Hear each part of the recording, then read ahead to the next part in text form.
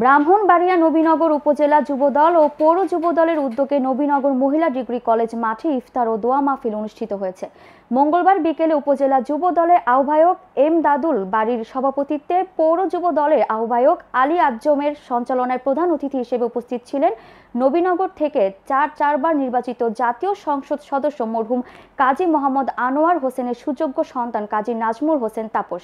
বিশেষ অতিথি হিসেবে উপস্থিত ছিলেন নবীনগর উপজেলা পরিষদের সাবেক চেয়ারম্যান ও উপজেলা বিএনপির সাবেক সভাপতি ইঞ্জিনিয়ার শফিকুল ইসলাম।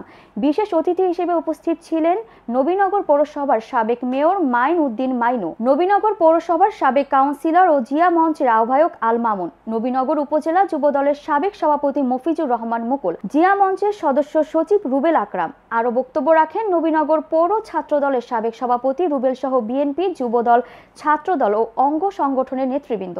এছাড়া ইফতার মাহফিলে উপস্থিত ছিলেন নবীনগর যুবদলের সকল স্তরের নেতাকর্মীবৃন্দ, বিএনপি ও অঙ্গ সংগঠন সমূহের নেতাকর্মীবৃন্দ।